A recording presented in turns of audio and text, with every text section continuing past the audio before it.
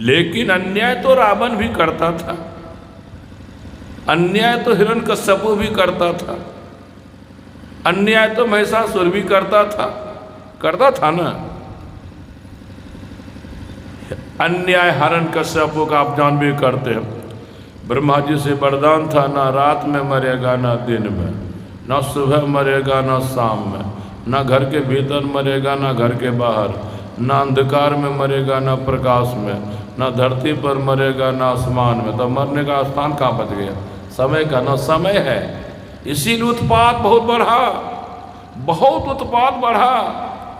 तो परमात्मा सोचते हैं अब जब तक हम नहीं लगेंगे ना, ये ठंडा नहीं पड़ेगा।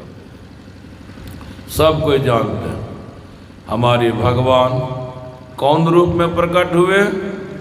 नरसिंह रूप में। दवा दारू किए, दीक्षा दिए कि ऑपरेशन किए?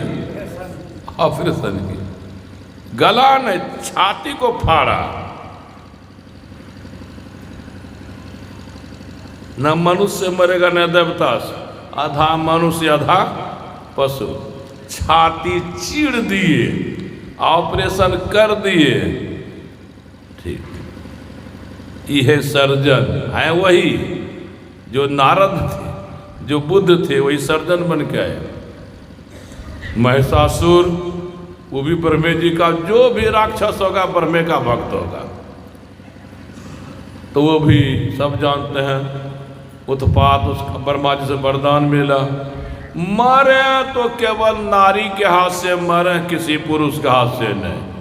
वो पूछता था कि पुरुष को हो सकता हमसे ज्यादा बलवान हो, नारी को क्या दम दुरुस्त, इधर से मारो गिरेगी, उधर से मारो गिरेगी इधर। इसीलिए कभी कभी गाँव घर में पति देव बहुत मारता पीटता है। किसको?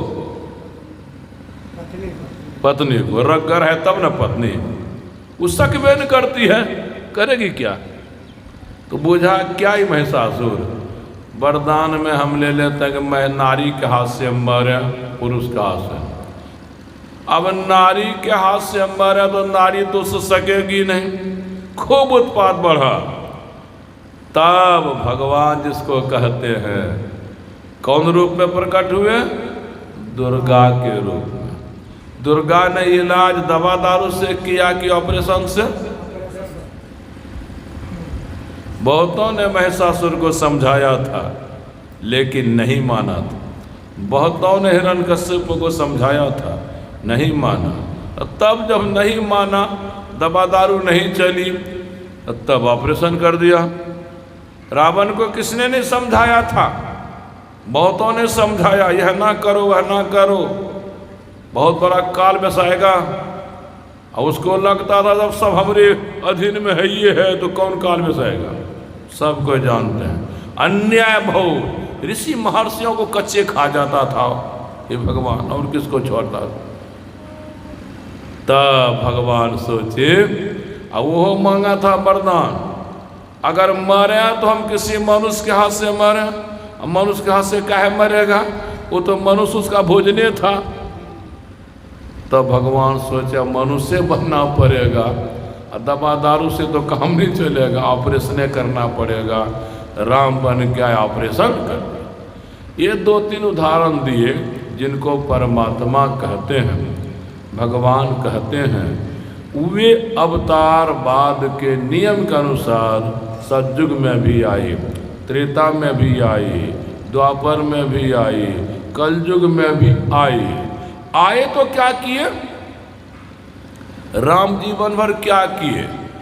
पहले तो ऑपरेशन जिनका करना था कर दिए, फिर राजा बन के 11,000 वर्ष रहे। कृष्ण को जिनको ऑपरेशन करना था, शिशुपाल का ऑपरेशन कर दिया, दंत बकर का ऑपरेशन कर दिया, फिर राज करने लगे। तो जीवन भर कृष्ण लोगों को समझाते रहे। गीता क्या है? कृष्ण का तो उपदेश है। जीवन भर राम लोगों को समझाते रहे। यानी हमारे भगवान कभी संत बन के आते हैं, कभी भगवंत बन के आते हैं। संत बन के जो करना चाहिए सो करते हैं, भगवंत बन के जो करना चाहिए सो करते हैं। अभी सुने ना कि हमारे भगवान उपदेश भी किए, राम के रूप में, कृष्ण के रूप में विशेष रूप से उपदेश हुआ, विशेष रूप से। तो राम क्या समझाए लोगों को? मानस, रामचरितमानस में है, वाल्मीकि रामायण में है। कृष्ण क्या समझाए लोगों को? गीता में है, भागवत पुराण में है। तो अब मैं दिखाऊंगा कि जो संत और भगवंत हुए, जीवन भर समझाने का काम किए। किनको? पशु पक्षी को, कीट पतंग को नहीं, तो किनको? मनुष्य को। तो मनुष्य को समझाने का काम क्यों करना पड़ा? आप माँ बाप भी कभी कभी बाल बच्चे को समझाते हैं, तो समझाते कब हैं? जब बाल बच्चे से कोई गलती होती है। गलती होने पर जानते हैं बाल बच्चे का काम बिगड़ेगा, बाल बच्चे को कोई हानि होगी, कोई और खतरा हो सकता है। तो माँ बाप तब समझाते हैं बाल बच्चे को जब उससे गलती होती है। कभी कभी बाल बच्चे भी समझाते हैं माँ बाप को, पिताजी आपको ऐसा नहीं करना चाहिए, पिताजी आपको ताड़ी नहीं पीना चाहिए, दारू नहीं पीनी चाहिए। जब माँ बाप दारू ताड़ी पीते हैं तो बेटवा समझाता है, कहीं बेटवे पीता है तो माँ बाप। आप लोगों के क्षेत्र में तो आजकल का बच्चा नहीं पीता होगा दारू, पहले पीता था कि महेश? अब नहीं पीता। ओ बाबू, तो कभी बाल बच्चे समझाते हैं माँ बाप को, कब? जब माँ बाप से गलती होती है। कभी माँ बाप समझाते हैं बाल बच्चे को, कब? जब बाल बच्चे से गलती होती है। शायद कभी कभी पति भी समझाता है पत्नी को, या कभी पत्नी भी समझाती है। तो रात नहीं कहियो समझे नहीं है तो बहुत बार। अच्छा, तो मतलब है पति से जब गलती होती है तो पत्नी समझाती है, पत्नी से जब गलती होती है पति समझाता है। कभी कभी बड़का भाई छोटका भाई को समझाता है, कब? जब छोटका से गलती होती है। कभी छोटके भाई बड़का को समझाता है, कब? जब बड़का। मतलब सिद्धांत ये हुआ कि गलती होने पर समझाने की बात होती है। तो ये भगवान जो हमारे संत भगवंत के रूप में आकर जीवन भर मनुष्यों को समझाते हैं, इसका मन है मनुष्य गलती करते हैं। गलती नहीं करे तो क्यों समझावे? तो कौन सी गलती करते हैं? सबसे बढ़िया ये आपको भगवान राम समझाए हैं, कृष्ण भी समझाए हैं। आप हम जानते हैं,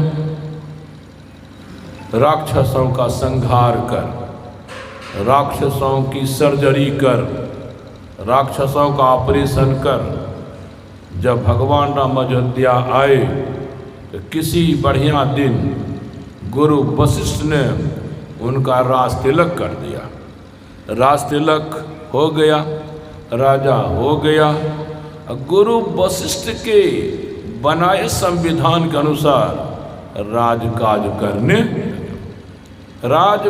करने के सिलसिले में ही एक बार रघुनाथ बोलाए, गुरु द्विजपुरवासी सब आए। बैठे गुरु मुनि अरु द्विज सज्जन, बोले बचन भगत भव भंजन। सुनहु सकल पुरजन मम बानी, कहो न कछु ममता उर आनी। नहीं अनीति नहीं कछु प्रभुताई, सुनहु करहु जो तुम ही सहाई। क्या कहते हैं भगवान राम? हे मेरे राज के नर नारियों, हे मेरे राज के भाई बहनों, हमरे सिर पर जब से राजपाट आया है, जितना अपने जानते हैं मैं आप लोगों के लिए करना चाहिए उतना किया हूँ। फिर भी बुलाया हूँ कि हमारी जानकारी से अगर कोई बाहर की बात रह गई हो, आपके जीवन में कोई कमी रह गई हो, आपके जीवन में कोई अभाव रह गया हो, जिसके कारण अभी तक आपको दुख मिलता हो, अब पड़ोसी को देखते होंगे कि उसका सब कुछ हो गया। तो यह मैं कलंक लेना नहीं चाहता हूँ। अपनी अपनी कमी हमें दिखावे ताकि हम समर्थ हैं, सब कर देंगे। सब बोली हजूर कोई कमी हम लोगों को, घर मकान बहुत बढ़िया हो मिल गया, साधन सवारी बढ़िया, भोजन पानी बढ़िया, कपड़ा लगता बढ़िया, यानी सब सुविधाओं से जीवन भरा हुआ है, सब सुखों से जीवन भरा हुआ है। सो ही आप लोग जानिए। तो भगवान कहते हैं जो भी सुविधाएं आप लोगों को मिली है, जो भी सुख साधन मिले हैं, उसके बाद भी मैं कुछ कहना चाहता। क्या कहना चाहता हूँ?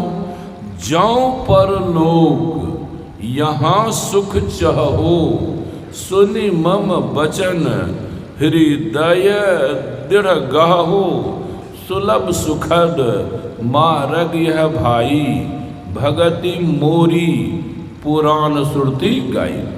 हे मेरे भाइयों एवं बहनों, यदि इस जीवन में हरदम सुख और शांति चाहते हैं, जीवन के बाद भी, मरने के बाद भी हरदम सुख और शांति चाहते हैं, तो इसके लिए आप लोगों को मेरी भक्ति भी करनी होगी। यह मेरी भक्ति का भाव है, परमात्मा की भक्ति भी करनी होगी।